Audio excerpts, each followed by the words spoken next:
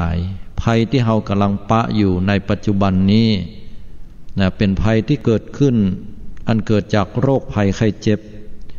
ถ้าญาติโยมติดตามสถานการณ์อยู่นั้นก็จะหันว่าเป็นโรคภัยที่ติดต่อทางลมหายใจมีผลในช่วงของลมหายใจและปอดที่อาตมากล่าวไว้นี้นั่นก็ได้แก่โรคติดต่อที่ชื่อว่าโควิด -19 หรือว่าโคโรนาไวรัส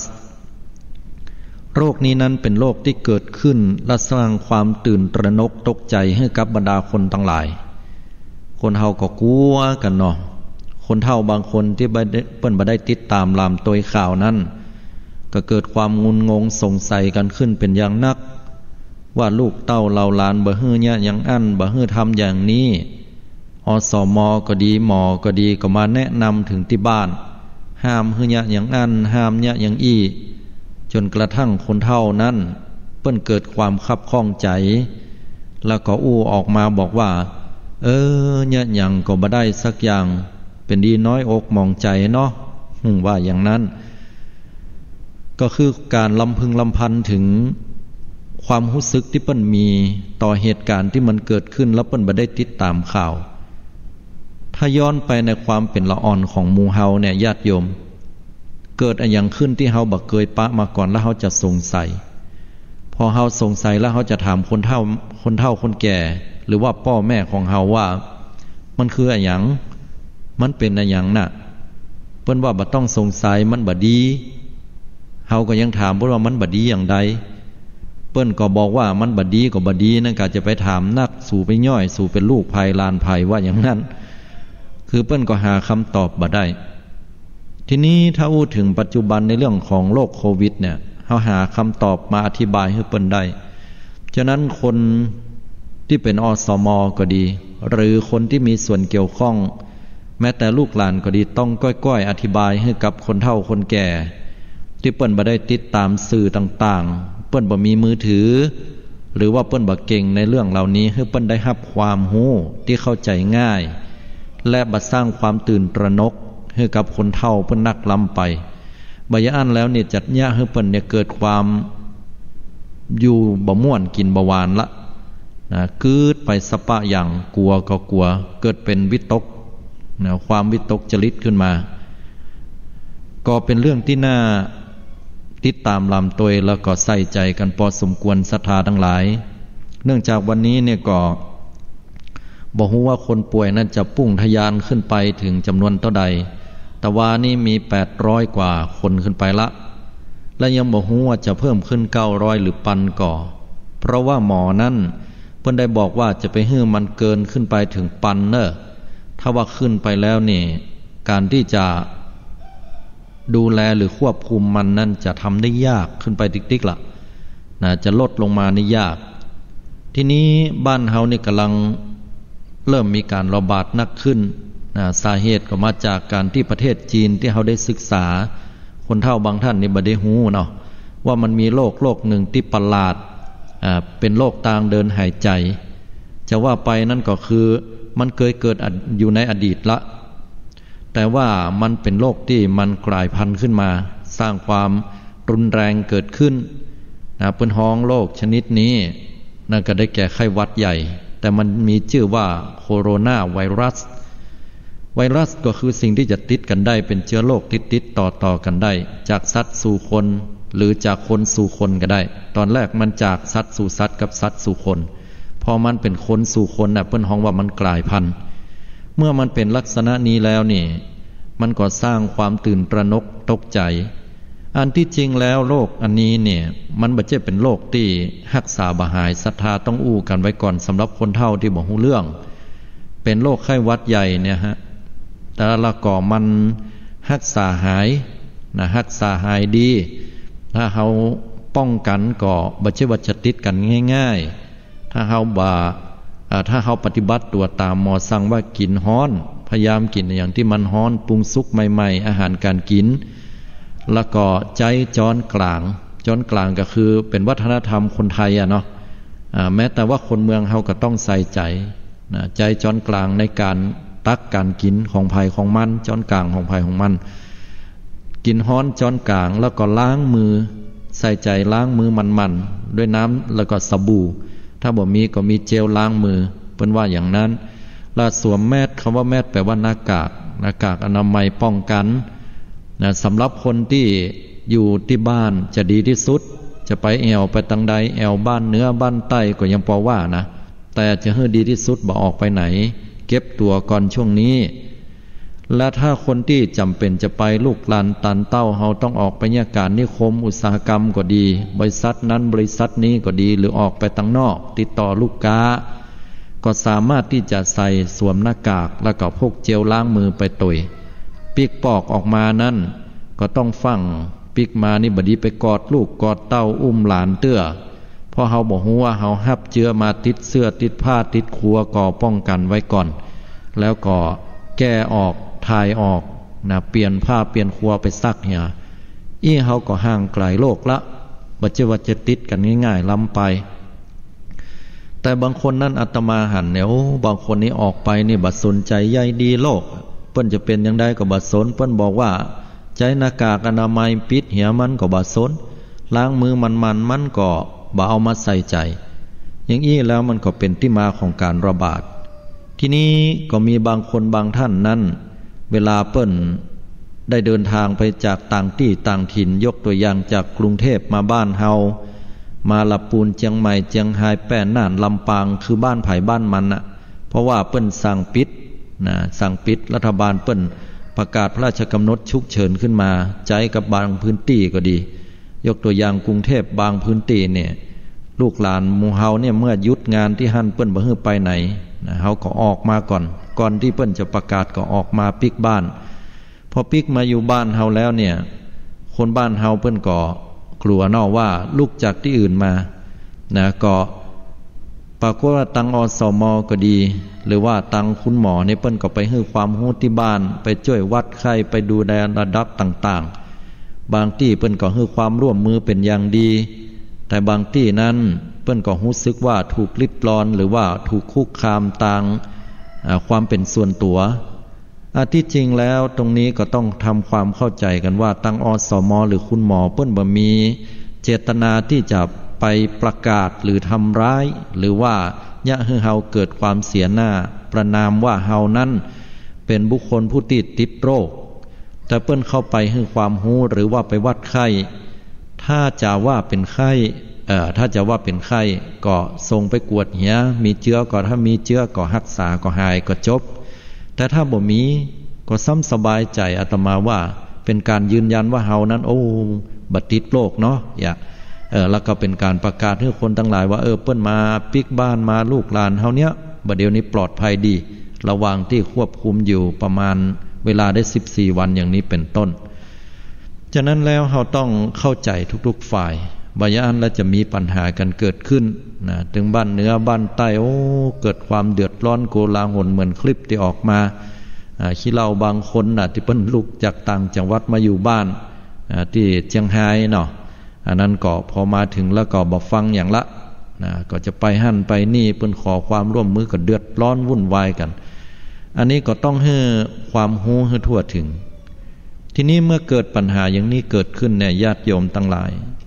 เฮาท่านทั้งหลายก็เกิดความกลัวกันขึ้นเพราะว่าโรคนี้เนี่ยถามว่ามันต่างจากโรคไข้หวัดใหญ่อย่างไรคำตอบก็คือว่ามันบัดต่างกันเหมือนกันนั่นนะอาการเนี่ยนะแล้วถามว่ามันบัดต่างกันมันบัดรุนแรงก็จะได้ต่างประเทศเพิ่นถึงตายลงกันโละอีหนออันนี้มันมีที่ปาที่ไปโยมความหมายที่เพิ่นเสียชีวิตเพิ่นตายกันนักยังบะเดียวประเทศอิตาลีเนี่ยตายวันนึงเป็นพันก็มีถามว่าจะได้ถึงตายนักคำตอบก็คือว่าประเทศอิตาลีนั้นมีความแตกต่างจากหลายๆประเทศเปิ้นนั่นก็คือว่าเปิ้นมีวัฒนธรรมประเพณีของการสัมผัสมือกันจับมือโอบกอดเป็นเรื่องปกติอิตาลีอยู่ที่ไหนจะชอบอยู่กันเป็นกลุ่มๆเป็นหมู่ใหญ่ชอบเข้าสังคมชอบชอบจากันอิตาลีเป็นเมืองที่ค่อนข้างจะมีความมั่นใจในตัวเก่าสูงแล้วก็บ่มีการป้องกันไว้ตั้งแต่เนิ่นๆก็เป็นที่มาของการติดไวรัสโควิด -19 นี่ง่ายแล้วก็กระจายออกไปอย่างกว้างขวางอิตาลีถือว่าคนที่ใส่หน้ากากเนี่ย เป็นคนที่บัดสบายเป็นคนที่สังคมรังเกียจก็เลยบับป้ากันบัดใส่หน้ากากนี่เราก็เป็นที่การแพร่เชื้อได้อย่างโวยศรัทธาทั้งหลายทีนี้แพร่เชื้อได้โวยไทยเฮาก็จำนวนนักขึ้นถ้าถามว่าตายเพราะอะไรอย่างหมอเพิ่นรักษาได้ก็หมอเพิ่นก็รักษาไปตามอาการยาที่บอกว่าได้มาจากประเทศจีนอย่างนั้นก็ยังมีอยู่แต่ว่าบัดสามารถที่จะฟันธงลงไปได้ว่ารักษาได้100%เตื้อเพราะว่าอยู่ในขั้นทดลองฉะนั้นแล้วเราก็ต้องดูแลตัวเก่าให้นักศรัทธาญาติโยมทีนี้เวลาติดโรคกันขึ้นมาแล้วจะได้คุณหมอบ่ให้เราออกจากบ้านบ่ให้เราไปไหนเพราะว่าเราเนี่ยจะไปรับเชื้อจากคนอื่นที่อื่นแล้วมาแพร่ที่บ้านแล้วก็ทีเนี้ยเป็นเรื่องใหญ่ว่ามันจะกว้างขึ้นไปติ๊กพอกว้างขึ้นไปควบคุมบ่ได้ละศรัทธาทั้งหลายอันตรายพอคนเฮาปากันเป็นแล้วก็ปากันไปที่โรงยาสาธุยกตัวอย่างว่าโรงยาสวนดอกสมมุติเนาะจ่าว่านะอันนี้จ่าว่าโรงพยาบาลสวนดอกมีห้องที่เปิ้นเตรียมไว้สำหรับโคโรนาไวรัสหรือว่าโควิด-19 เนี่ยอยู่ได้ประมาณสัก100 คนจ่าว่าเนาะปรากฏว่ามีคนเป็นนักเข้าเนี่ยจาก100เป็น200 300แล้วทีนี้เราจะเอาคนที่เกินเนี่ยไปไว้ไหนโยมเราลองนึกภาพว่าเตียงก่อมปอเครื่องมือหมอก่อมปอจำนวนหมอจำนวนพยาบาลก็บ่ปอเปิ้นก็จะต้องเอาเฮาไปวางเรียงกันไว้อยู่ต่างนอกภัยที่อาการนักก็เอาเข้าต่างในหรือภัยมากก่อนเนาะได้รักษาก่อนก็อยู่กับเตียงและโรคเนี้ยมันต้องใช้เวลาในการรักษาเมื่อเป็นดังนี้แล้วคนที่บ่มีเครื่องมือหรือรอหมออยู่อย่างนั้นเนี่ยก็ลำบากละโยมดีบ่ดีก็อาการนักเข้าหมอก็ล่นหน้าล่นหลังไปไหนก็บ่ได้หมอก็เครียดเมื่อหมอเครียดหมอทำงานนักขึ้นเครื่องมือก็บ่พอก็เป็นที่มาของคนที่มีโรคภัยไข้เจ็บประจำตัวและเกิดโรคแทรกซ้อนขึ้นมาก็เสียชีวิตลงนี่ล่ะว่าเพราะอันอย่างเปิ้นบ่ให้เฮาเนี่ยให้ออกนอกบ้านอันนี้คนเฒ่าต้องฟังไว้เพราะอันอย่างเปิ้นห้ามอีแม่อีป้ออุ้ยแม่อุ้ยป้อหลวงแม่หลวงบ่ให้ออกบ้านไปเพราะว่าเขาจะไปรับเชื้อมา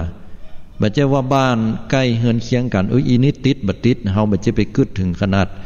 ละเอียดถึงกลัวถึงขนาดนั้นแต่ถ้าคนนั้นเพิ่นบ่เสี่ยงออกไปตังนอกเกินไปเนี่ยมันก็พอได้ในที่นี้หมายถึงว่าพอจะจะจาจะหยังกิจกรรมร่วมกันได้แต่ยังได้จะให้ดีที่สุดก็ปิดจมูกปิดหน้าปิดปากปิดดังเพราะโรคนี้มันแพร่อยู่3ทางคือตาหูดังและปากจะได้เปิ้นถึงเฮาเอาหน้ากากอนามัยปิดเพราะว่ามือเฮานี่มันไปสัมผัสที่ไหนก็ดีบ่ดีกัดเอามือมาเต้ากลางอย่า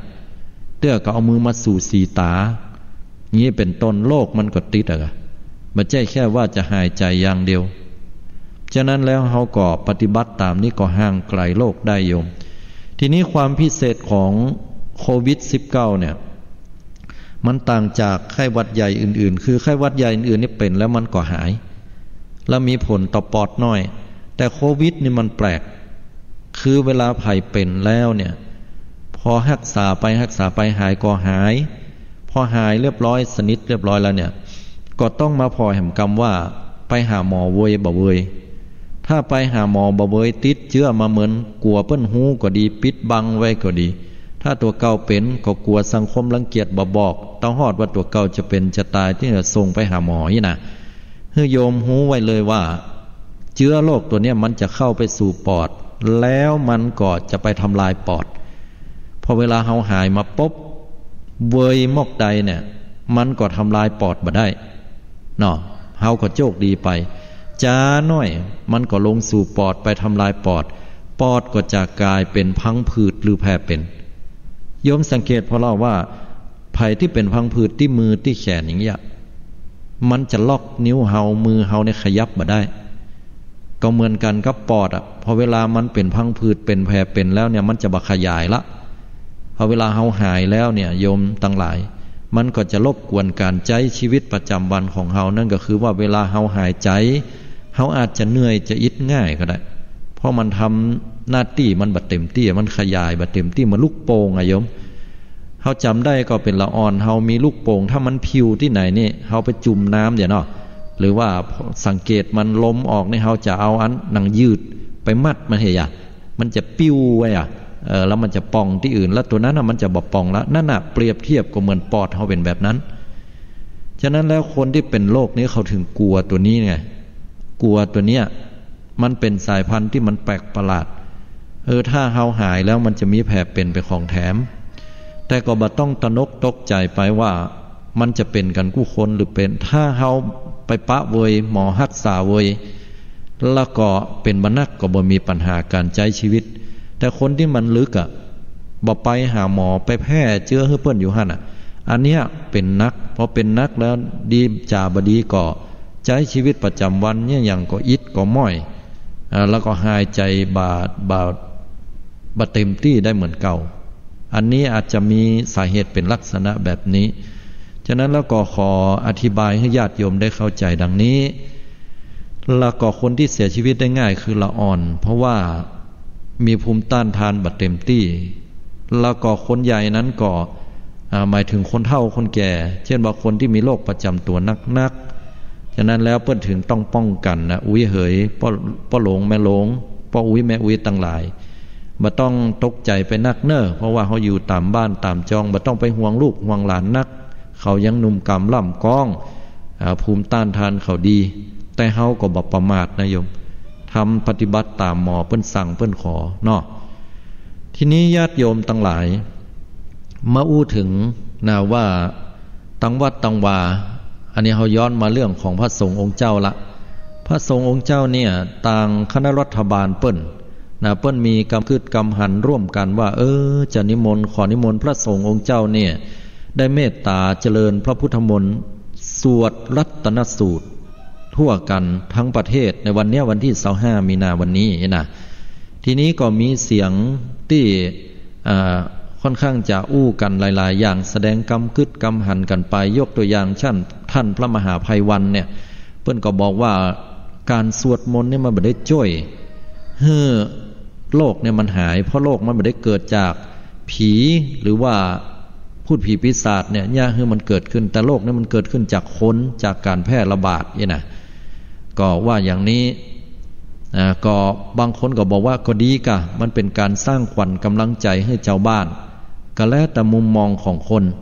ทีนี้ศรัทธาญาติโยมเฮาตั้นทั้งหลายอาตมาเนี่ยมีเรื่องของรัตนสูตรความเป็นมาเป็นไปอู้ให้ศรัทธาญาติโยมได้ฟังแบบย่อๆว่ารัตนสูตรเนี่ยมันคือพระสูตรอะไรอย่างรัตนสูตรเป็นพระสูตรที่พระองค์สมเด็จพระสัมมาสัมพุทธเจ้าได้ใจในการแสดงธรรมเพื่ออันเป็นการระลึกล่ำเปิงในส่วนของอานิสงส์หรือว่าระลึกถึงคุณของพระรัตนตรัยความหมายของเปิ้นเป็นอย่างนี้ว่ารัตนสูตรเนี่ยภัยที่ได้กล่าวแล้วย่อมจะเป็นการขจัดปัดเป่าภัยความอดอยากภัยจากโรคระบาดและภัยจากอมนุษย์คือพูดผีปีศาจทั้งหลายเริ่มต้นจากการที่เมืองไผ่สาลีหรือว่าเมืองเวสาลีเกิดทุพพิฆภัยอันนี้เมืองนี้ต้องบอกก่อนว่ามันเป็นเมืองที่อยู่ในประเทศอินเดียสมัยก่อนเพิ่นฮ้องว่าชมพูทวีปชมพูทวีปที่หรือว่าเมืองหรือว่าเมืองกว้างประเทศที่กว้างๆใหญ่ๆนะอินเดียกินความไปถึงเนปาลถึงหลายๆประเทศอยู่ใกล้ๆนะเปิ้นฮ้องว่าชมพูทวีปแปลว่าทวีปที่มีต้นไม้ว่านักหรือว่าบักเกียงแขกนักเนี่ยญาติโยมและทีนี้ก็ชมพูทวีปเนี่ยเป็นเมืองใหญ่เป็นเมืองที่มีหลายๆจังหวัดและหนึ่งในจำนวนนั้นเปิ้นฮ้องว่าแคว้นฮ้องกันว่าเมืองไผ่สาลีหรือว่าเมืองเนี่ยเนาะก็เกิดทุพพิฆภัยทุพพิฆภัยเกิดขึ้นมีโรคระบาดโรคหาเกิดขึ้นอหิวาตกโรคคนเป็นแล้วก็ตายกันนักขนาดเหมือนบ้านเฮาเมืองเฮาสมัยก่อนครั้งหนึ่งพอเป็นกันแล้วคนก็เกิดความกลัวกันบัดต่างกับโควิด-19 บัดเดี๋ยวนี้คือมันบ่มียารักษาอยู่ดีกินได้ก็ลงขึ้นมารู้ต้องกันเสียน้ำนักก็ตายกันเข้าไปคนทั้งหลายก็กลัวเป็นพูดผีปีศาจพ่องยี่ใดดีเจ้าผู้ครองเมืองไผ่สาลีหรือว่ากษัตริย์ลิชวีเนี่ยก็เลยส่งทูต ไปกราบราธนาองค์สมเด็จพระสัมมาสัมพุทธเจ้าพร้อมสงฆ์500เพื่อได้เมตตาเสด็จมาที่เมืองไผ่สาลีเมื่อพระพุทธองค์ได้เสด็จมานั้นก็ได้กล่าวถึงบอกไว้ถึงอานิสงส์หรือว่าผลบุญและโดยที่ตำนานกล่าวไว้ว่ารัตนสูตรเป็นพระสูตรที่พระอานนท์นี้เพิ่นได้เรียนจากพระโอษฐ์ก็คือกำปาของพระพุทธเจ้าโดยตรงนี่นะเพราะว่าพุทธองค์ได้บอกไว้ว่าอานนท์เอ้ยเรียนรัตนสูตรไว้เห็นเนอปางปลายหน้ามาเนี่ยถ้าว่ามีเหตุเพศภัยมีโรคภัยไข้เจ็บอย่างเกิดขึ้นแล้วก็จะได้เอาไปใจได้ว่าอย่างนั้นพุทธองค์ได้กล่าวได้ตรัสไว้ให้กับพระอานนท์ได้น้อมเอากุลของพระรัตนตรัยสรรเสริญกุลของพระพุทธพระธรรมพระสงฆ์และทำสัจจกิริยาให้เกิดอานุภาพขจัดปัดเป่าภัยพิบัติตึงมดตึงมวลก็คือการทำน้ำมนต์ลงมาตัดนี่เนี่ยพระอานนท์ก็เลยเอาไปปฏิบัติคำว่าสัจจกิริยาคือลักษณะของการกล่าวอู้กรรมใดกรรมหนึ่งหรือประโยคใดประโยคหนึ่งอันเป็นกรรมสัจจริงกรรมแท้จริงแล้วอ้างเอากุลแห่งการอู้กรรมแท้กรรมจริงเหล่านั้นเนี่ยมาเป็นสัจจวาจาก็จะเกิดอานิสงส์ผลบุญอันมหาศาลดังนั้นเป็นต้นทีนี้เนื้อความรัตนสูตรมันแบ่งออกเป็น3ต้นด้วยกันต้นเก้าเนี่ยต้นแรกเนี่ยก็พุทธองค์ได้แนะนำให้เราพูดผีปีศาจได้อนุโมทนาบุญสู่เขาทั้งหลายอนุโมทนาบุญที่มนุษย์ทั้งหลายคือส่วนบุญมาเหียเนอร์นะเขาทั้งหลายก็สาธุแล้วก็ได้แนะนำให้อมนุษย์ทั้งหลายนี้ได้มีเมตตาต่อกันนะแล้วก็เป็นการสอนให้สรรเสริญคุณของพระรัตนตรัยเมื่อภัยสรรเสริญคุณของพระรัตนตรัยนั้นก็จะเกิดความสุขสวัสดีว่าอย่างนั้นแล้วก็เป็นที่มาของการท่องนะต้องจำในส่วนที่สองต้นที่สองแล้วก็ส่วนต้นที่สามนั่นก็เป็นคำกล่าวของท้าวสักกะท้าวสักกะก็คือพระอินทร์ที่เป็นใหญ่บนสวงสวรรค์จันตาวติงสาก็ได้กล่าวผูกเป็นคาถาพรรณนาคุณของพระรัตนตรัยเป็นสัจจวาจาให้เกิดความสวัสดีเช่นเดียวกันทีนี้รัตนสูตรก็ได้กลายเป็นแบบอย่างตั้งแต่หั่นมาสำหรับการเจริญพระพุทธมนต์เมื่อใดของพระสงฆ์พระสงฆ์ก็ได้บรรละในอันที่จะเอามาสวดมนต์ตัวที่นี่เนาะบทสวดรัตนสูตรแต่เนี่ยเปิ้นขึ้นต้นว่ายานิทัพภูตานิสัมมาคาตานิภูมานิวายานิวะอันตริเขนะสัพเพวะภูตาสุมนาภวันตุแต่ส่วนนักถ้าจะตัดย่อก็เป็นยังกินจีวิตังอีทาวาหูลางวาสักเคสุวายังรัตนังเนี่ยบทเนี่ยเขาจะหันว่าพอเปิ้นได้เจริญพระพุทธมนต์ทุกเจ้าเปิ้นจะเอาเตียนเนาะเตียนน้ำมนต์เนี่ยยดลงไปผู้จารเปิ้นก็จะเฮือเจ้าภาพหรือว่าผู้จารเนี่ยมาจี้เตียนเนี่ยก่อนหน้านั้นตั้งแต่อเสวนาละเรียบร้อยระยานี้ไอ้บทนี่ขึ้นมาเนาะบทยังกินจีนะเพิ่นก็จะยาดจะยดน้ำเตียนลงไปน้ำตาเตียนลงไปในบาตรพอถึงบทขีนั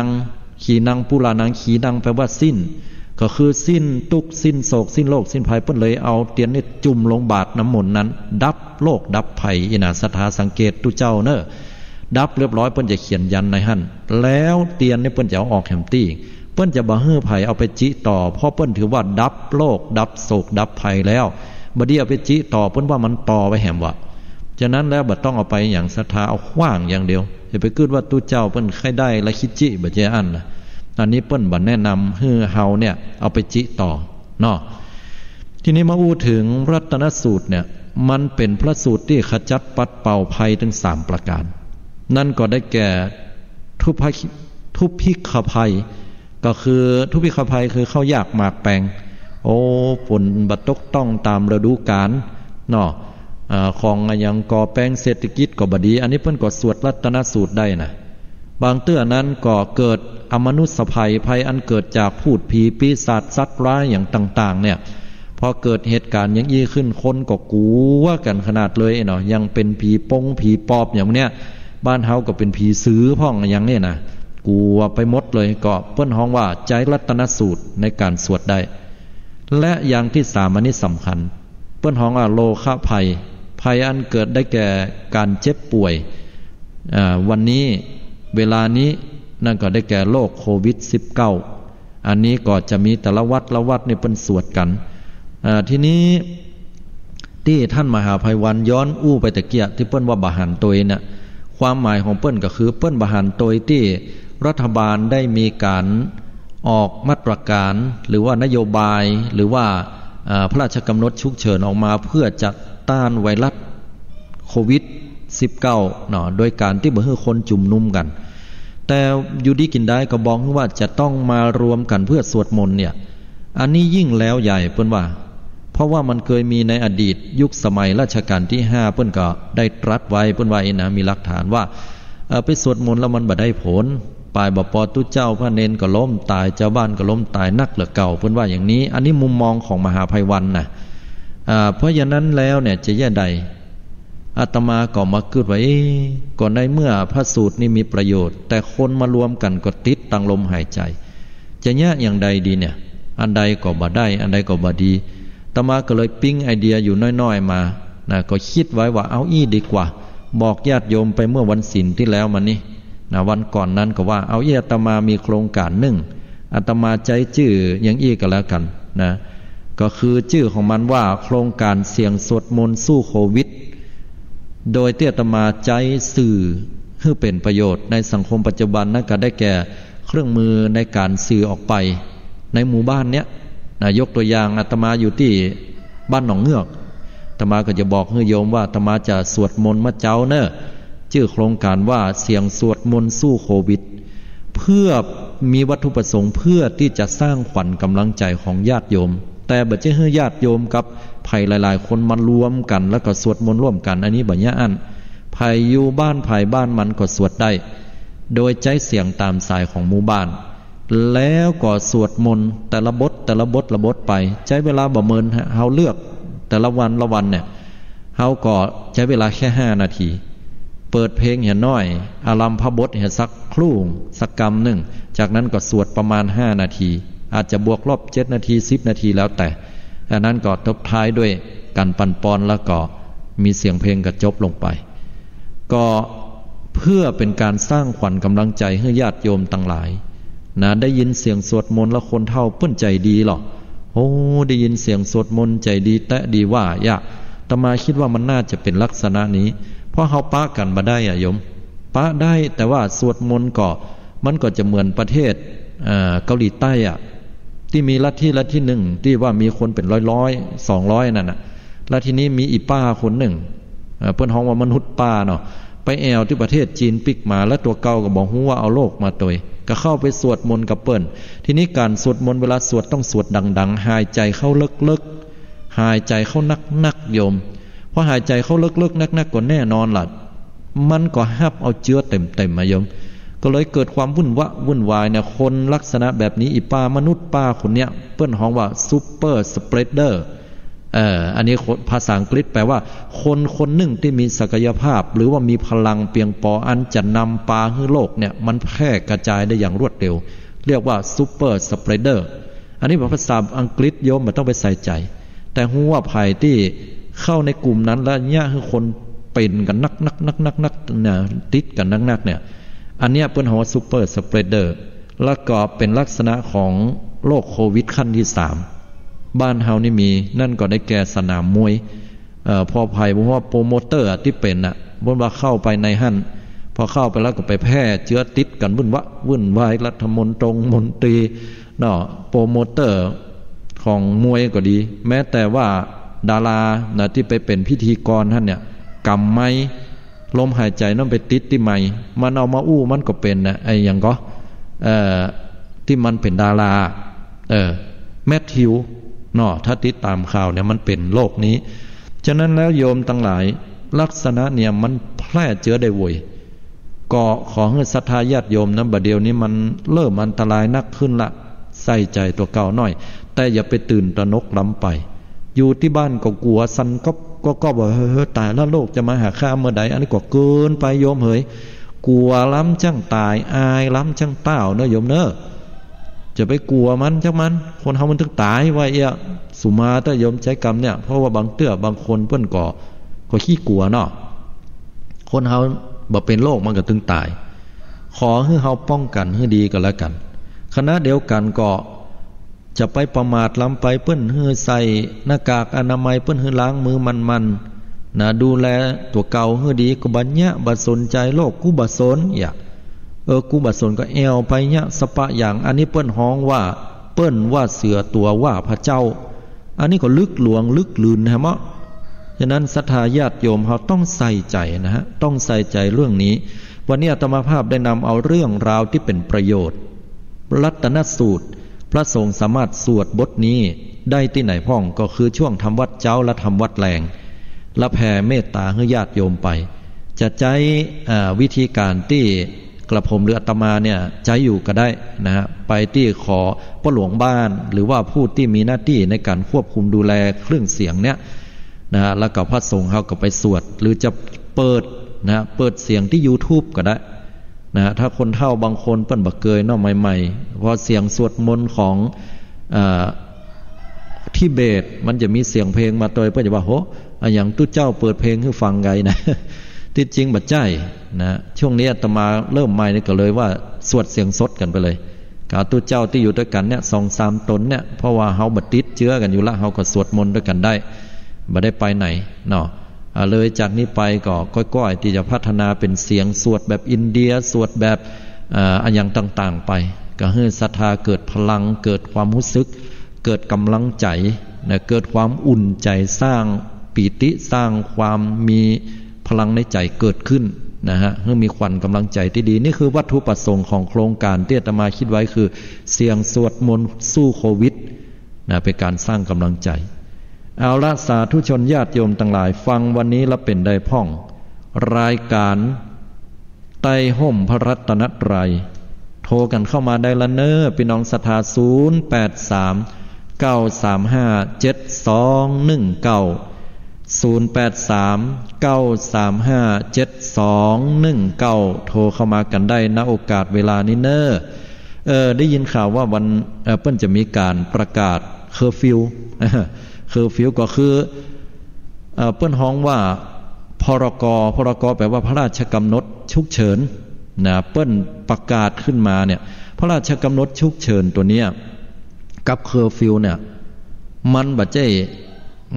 มันแตกต่างกันก็คือประกาศพระราชกำหนดขึ้นมาพระราชกำหนดฉุกเฉินเนี่ยพรกฉุกเฉินเนี่ยประกาศมาแล้วจะใช้เคอร์ฟิวตัวก็ได้หรือบัดใช้เคอร์ฟิวก็ได้คำว่าเคอร์ฟิวคือเอาไปเปิดพอญาติโยมเปิ้นฮ้องว่าอย่างไรไปเปิดพอในพระราชกำหนดฉุกเฉินนะเปิ้นจะเขียนไว้ข้อที่1ว่าเปิ้นห้ามเฮาเนี่ยออกจากสถานที่อยู่ที่อาศัยของเฮาในช่วงเวลาที่เปิ้นกำหนดถ้าว่าออกแล้วบ่มีการอนุญาตเปิ้นก็จะดำเนินการตามกฎหมายเปิ้นมีบทลงโทษด้วยนะเปิ้นมีบทลงโทษมีการจำคุกโดยปรับโดยฉะนั้นแล้วต้องระมัดระวังแต่ส่วนนักแล้วเปิ้นบ่ใช่ว่าห้ามออกจากบ้าน24 ชั่วโมงเปิ้นบ่ใช่อันเพื่อก็จะกำหนดเช่นว่า20 ทุ่มเนอะห้ามออก20 ทุ่มคือ8 โมงเมื่อคืนถึง5 โมงเช้าเนอะอีน่ะระหว่างนี้ไผออกนี่โดนอีเนาะเมื่อวันเฮาก็ไปปกติไปกาดมั่วไปกาดมั่วไปกาดเมื่อเจ้าได้แล้วก็ทำอาหารการกินอย่างได้อยู่นะอันนี้ก็ไปใช้ชีวิตประจำวันแต่ว่าต้องรู้จักดูแลตัวเก่าสุขภาพแล้วเปิ้นก็จะมีกวดโดยนะที่หันที่นี้มันอาจจะเข้มข้นขึ้นเพื่อว่ายับยั้งโรคที่มันจะระบาดเนี้ยหรือเปิ้นอาจจะประกาศเมื่อวันก็ได้แล้วแต่นี่ต้องฟังข่าวสารให้ดีนะเปิ้นจะมีบทลงโทษที่เฉียบขาดอยู่ฉะนั้นแล้วศรัทธาญาติโยมถ้าเฮาให้ความร่วมมือเปิ้นก็บ่สิมีหยังสบายสำดีเปิ้นมาช่วยเฮาไผเป็นอย่างที่ไหนเปิ้นก็อย่าเอาไปดูแลพอก้อยมันเป็นอย่างนั้นมันบ่สบายรู้ต้องบ่ได้เป็นโรคนี้เปิ้นก็ส่งไปโรงยารักษาเสร็จเปิ้นก็ปิกมาละอย่าสำดีโยมนะเพราะฉะนั้นก็ไปประมาทเน้อญาติโยมทั้งหลายให้ความร่วมมือหมอนะต้องฟังหมอญาติโยมเน้อบ่ต้องตกอกตกใจอันใด5746โทรเข้ามาขออนุญาตรับสายเจริญปอนโยมไว้สานะครับน้องเนอผู้พิการสายตาสาธุฟังอยู่เนาะโยมฟังถึงวันนะครับทุกวันพุธนะครับสาธุเป็นอย่างไรวันนี้ฟังโน่นเช้าเย็นฟังไปก็ทำงานไปอะค่ะดีละอนุโมทนาวันนี้ฟังม่วนก็จะได้ความรู้อย่างพ่อวันดีครับวันนี้ได้ความรู้อยู่แต่จะได้ความรู้นั่งเพราะว่าไปแยกการนะวิทยุเปื่อนครับดี ไปทำความสะอาดห้องน้ำอย่างเงี้ยครับอ๋อดีละเขาก็ต้องป้องกันตัวนะโยมเนาะครับอยู่คนเดียวก็ต้องทำความสะอาดเพราะว่าโรคภัยไข้เจ็บประเดียวเนาะมันมาเร็วแม่นต้องป้องกันสุขภาพร่างกายเขาตัวครับใช่ถูกต้องละโยมฉะนั้นก็ต้องดูก็ฟังทุกตนทุกองค์นั่นแหละจะฟังพระอาจารย์อย่างเดียวนะครับอ๋อดีละอนุโมทนาสาธุตัวเนาะก็คือฟังอาจารย์ปฏิดีละสาธุอาจารย์วันนี้ไปทางใดนี่อาตมาบอกไปไหนฮะเพราะปกตินี่จะไปสอนพระกรรมฐานเสาร์ติดที่วัดพระธาตุแต่พอเกิดโควิด19นั้นเปิ้นหยุดเลยหยุดหมดเลยสำนักปฏิบัติก็หยุดอ๋อที่วัดพระธาตุหรือพุนชัยฮะแต่บ่ได้ไปละบ่ได้ไปแล้วเปิ้นหยุดประกาศหยุดเฮาก็หยุดอยู่กับวัดก็เพียวพัดปัดกวาดมีโอกาสจะไปเรียนตัวนึงสาธุอนุโมทนานะโยมเนอยินดีต้อนรับเนาะเจริญพรสาธุอันนี้โทรเข้ามาอันนี้หันเบอร์16538เจริญพรคุณโยมฮัลโหลจ้านวัชชันเจ้าโทรมาจากไหนโทรมาจากเมืองแก้วเจ้าแม่ริมเจ้าเมืองแก้วแม่ริมเจ้าเก่าโยมเป็นยังไงวันนี้ฟังแล้วก็ฟังตั้งแต่เริ่มต้นมาจากกว่าประเทศฟังเพราะว่าพูดที่แล้วแต่ประเทศฟังตอนเช้าอ๋อพูดที่แล้วติดธุระเนาะวันนี้มีอย่างแนะนำพ่องจ้ามีฮะวันพูดที่แล้วลืมตื่นลืมตื่นดีแล้ววันนี้ตื่นถามว่ามีอย่างจะแนะนำกับรายการคุณโยมไม่ได้มีอย่างแนะนำแต่ว่าท่านอธิบายเข้าใจได้ดีมากเลยขอบคุณมากโควิด19เนาะสาธุอันนี้ฟังเข้าใจชัดเจนเนาะอย่างคนที่ชาวบ้านที่เปิ้นบ่ฮู้ที่บ่ได้ออกนอกบ้านนอกจองเนี่ยคงจะถ้าฟังไม่เจ้านี่ก็น่าจะโหนักขึ้นเนาะถูกต้องละบางคนเปิ้นก็บ่เข้าใจคนที่เข้าใจก็เข้าใจเลยว่าอย่างเปิ้นถึงปิดบางบ้านเขาจ้องนี่ก็ปิดกันหมดเลยเจ้าใช่เนาะดีละเปิ้นจะได้เข้าใจถ้าได้ฟังตรงนี้เนาะโยมเนาะเห็นบูธนี่ท่านน่าจะย้ำถึงสักรอบนึงได้เพราะว่าเป็นข่าวที่น่าสนใจอยู่ละแฮมบูธถึงได้อ่านข่าวถึงได้วิเคราะห์ข่าวแน่นอนเนาะสาธุอนุโมทนานะคุณโยมเจริญพรสาธุดีใจที่ได้โทรเข้ามากันเนาะแต่ละสายโทรมานักบ่ได้ตัวบ่ได้รับสายต้องขออภัย7585เจริญพรโยมฮัลโหลติดแล้วโยมติดละฮัลโหลคุณโยมราชการค่ะโทรมาจากที่ไหนดอยน้อยพัฒนาค่ะอะไรนะอีกครั้งสิดอยน้อยพัฒนาตำบลหนองหานสันทรายค่ะสาธุดอยน้อยพัฒนาตำบลหนองหานเป็นยังไงสถานการณ์ตังพูนเป็นไดพ้องดักปิ้งบิงบอยเอาสมอเพิ่งจะมาเมื่อคืนนี้เอาสมอเพิ่งจะเอาเทปมาเปิดให้ฟังนะคะซึ่งกินช้อนกินน้อนช้อนกลางล้างมือค่ะแล้วก็สวมหน้ากากค่ะสวมหน้ากากอนามัยแล้วก็ถ้าเป็นไปได้ของที่ตัวเองกินใช้อยู่อะไรถ้าแยกกันได้ก็ดีนะคะถูกต้องดีมากเลยชื่นชมตั้งอสมเนาะหมู่เฮาเนาะช่วยกันได้ดีเลยจ้ะเขามาแนะนำแล้วก็มีส่วนของพยาบาลที่โรงพยาบาลมาด้วยจ้ะที่โรงพยาบาลสันทรายเนาะเป็นมาแนะนำนะจ๊ะดีมากเลยเก่งมากอันนี้ก็ว่าได้ฮะค่ะ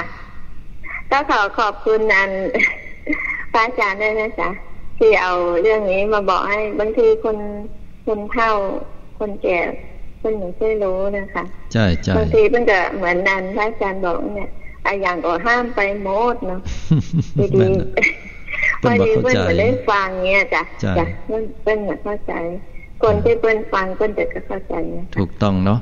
อาตมาก็ดีใจที่เป็นส่วนหนึ่งในการที่จะยังสังคมของเฮาในฐานะที่เป็นพระสงฆ์เนาะคือสังคมเฮาก้าวล่วงข้ามพ้นไปด้วยกันเฮาจะไปด้วยกันนะบัดชี้แยกกันเนาะโยมเนาะถูกเนาะ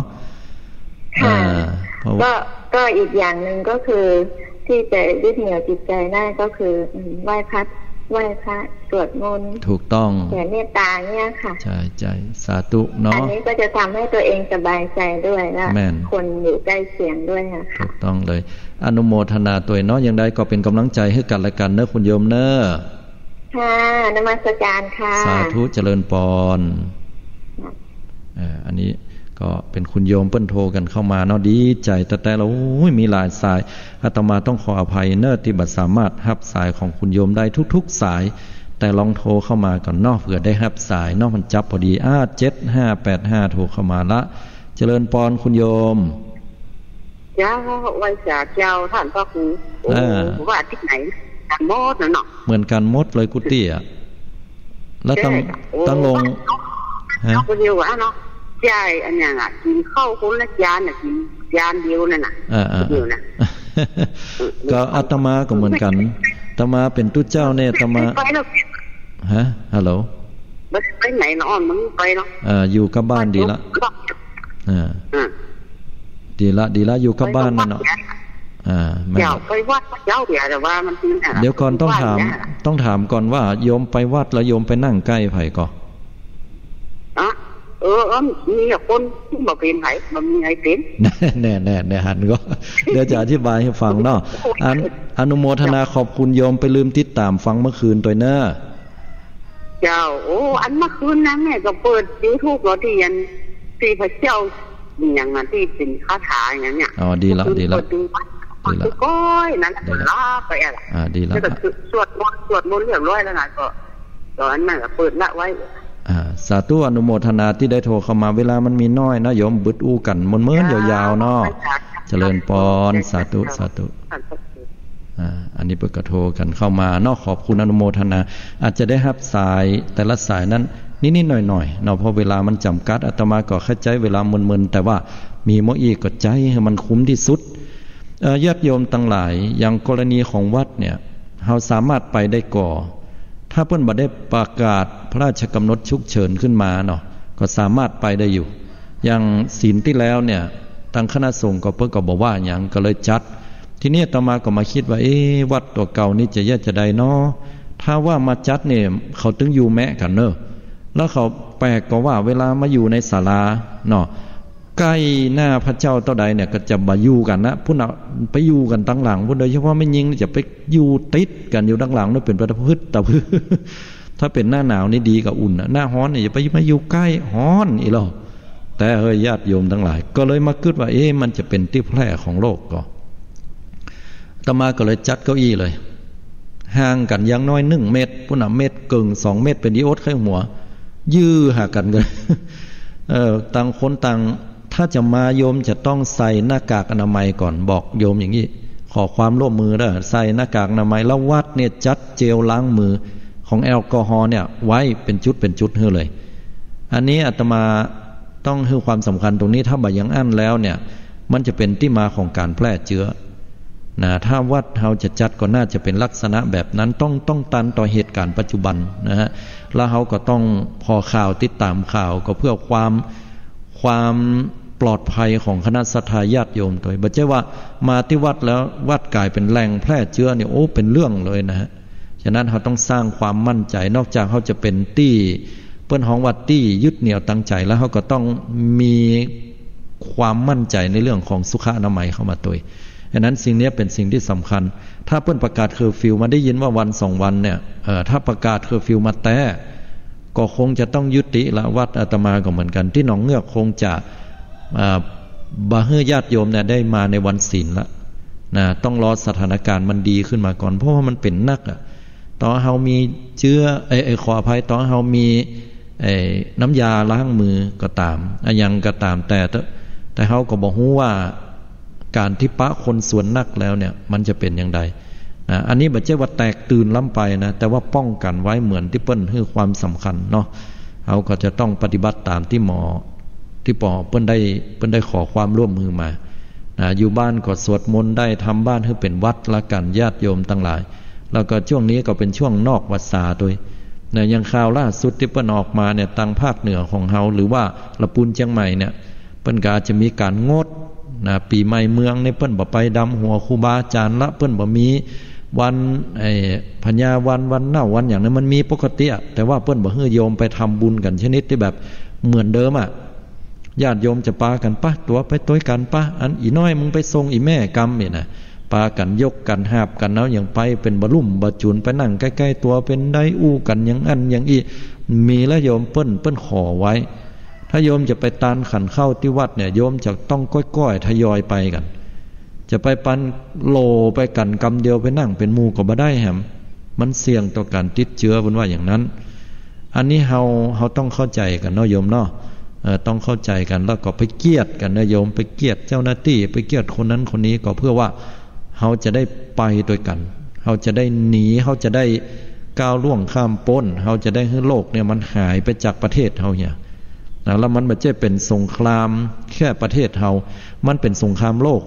เปิ้นใจคำว่าสงครามโลกครั้งที่3เฮาบ่ได้ไปโฮบกันเหมือนสงครามโลกครั้งที่2โยมแม่อาตมาให้ฟังในตอนอาตมาตัวน้อยเนี่ยเปิ้นว่าเปิ้นเป็นละอ่อนอยู่เปิ้นเกิด2480ช่วงนั้นเป็นช่วงสงครามโลกครั้งที่2เครื่องบินเครื่องร่อนอย่างสปะอย่างเนี่ยมันมีแต่ว่าบัดเดียวมันบ่ได้ไปลักษณะนั้นแล้วเฮาไปสู้กับโรคภัยไข้เจ็บอันนี้เปิ้นว่าอย่างนี้แล้วมันเป็นการตึงโลกเพราะนั้นแล้วเฮาจะจะใดที่จะช่วยกันเฮาก็ต้องช่วยเฮาแบบเนี้ยนะฮะเปิ้นให้ปฏิบัติอย่างใดก็ปฏิบัติอย่างนั้นเนาะแล้วก็เฮาจะค่อยๆสะอาดบ้านเมืองเฮาสะอาดไปถามว่าใช้เวลามอกใดแน่นอนถ้าตามหลักแท้ๆ14วันโยม14วันต่ออันแต่ว่า14วันเนี่ยเฮาก็ต้องป้องกันให้ดีเนอะประเทศจะไปหับเอาต่างประเทศเข้ามาแหมนะถ้าเข้ามาได้จะต้องกวดไม่หากเลยต้องเนี่ยให้อย่างละเอียดต้องควบคุมตัวไว้ให้ดีเพราะว่าเขาเหล่านั้นจะเอาเข้ามาในเมืองประเทศเฮาแหมนะถ้าประเทศไทยเฮาสะอาดแล้วนะยกตัวอย่างประเทศจีนเนี่ยเมืองอู่ฮั่นบัดเดียวเนี่ยเปิ้นประกาศว่าตะกอนเปิ้นตายกันเป็นปันๆต่อวันลดลงมาเป็นจำนวน100ลดลงมาเป็นจำนวน10บัดเดียวนี้เป็นหลักหน่วยละแทบจะหมดเป็นศูนย์ละหมอปิกบ้านได้ปิกบ้านเนี่ยพอในคลิปนี่ประเทศจีนนี่เปิ้นยกย่องกันเลี้ยงยาวไปเป็นบ่ฮู้กี่กิโลเป็น10เป็น20กิโลคนอยู่2ฝากฝั่งปรบมือตบมืออย่างเนืองแน่นชูธงชาติของจีนขึ้นว่าเปิ้นชนะแล้วเปิ้นฆ่าโควิดไวรัสนี่ได้แล้วหมอนี่น้ำตาปังพึกเพราะว่าหมอทำงานนักจะเป็นจะตายบางคนเครียดบางคนหุยขึ้นเนี่ยเมื่อตอนที่มันเป็นใหม่ๆนั่นน่ะศรัทธาญาติโยมอาตมาเป็นห่วงว่าเฮาจะไปให้หมอประเทศไทยเฮาได้หุยแบบมันบ้านแล้วหมอสุขภาพจิตบ่ดีแล้วคนไข้จะเป็นอย่างไรบ่ฮู้ว่าโยมมันมีผลต่อหมู่เฮาเนอะฉะนั้นเปิ้นเฮืออย่างก็เนี่ยโยมอดเอาจะไปเดือดไปร้อนเปิ้นบ่ฮือไปไหนก็อยู่ที่บ้านกับลูกกับหลานซ้ำดีเนาะมีเวลาอยู่กับลูกกับเต้ามันก็เฮาอยู่ด้วยกันนี่ไปก่อนเพิ่นบ่ฮือไปไหนก็บ่ไปเตื้อถ้าไปแต่จำเป็นก็ป้องกันเฮียอย่างที่แนะนำแค่เนี้ยญาติโยมทั้งหลายแล้วเฮาจะห่างไกลจากโลกเนาะฉะนั้นแล้วเฮาจะไปด้วยกันญาติโยมเฮาจะก้าวล่วงข้ามพ้นเฮาจะทำสงครามกับโลกภัยไข้เจ็บตัวนี้เฮาจะต้องฆ่ามันให้ได้เฮาจะต้องวันหนึ่งถ้าเปิ้นผลิตยาที่ฆ่าเชื้อได้มีวัคซีนมีเซรุ่มขึ้นมาแล้วเมื่อนั้นมันจะกลายเป็นโรคที่จิ๊บจ้อยไปละเหมือนเป็นโรควัดธรรมดาไปอันนี้เฮาจะต้องรอในช่วงนั้นที่หมอที่นักวิจัยเพื่อกำลังผลิตยาอยู่เนาะฉะนั้นก็จะไปประมาทเน้อพี่น้องญาติโยมนะถ้าเฮาท่านทั้งหลายอยู่บ้านก็ทำบ้านให้เป็นวัดสวดมนต์อยู่ที่บ้านทำจิตให้สงบเนาะเอาละญาติโยมพี่น้องศรัทธาญาติโยมต่างหลายเวลาบัดเดี๋ยวนี้5:56-57แล้วแฮม3 นาทีก็จะหมดเวลาแฮมบึดปะกันเน้อพี่น้องศรัทธาญาติโยม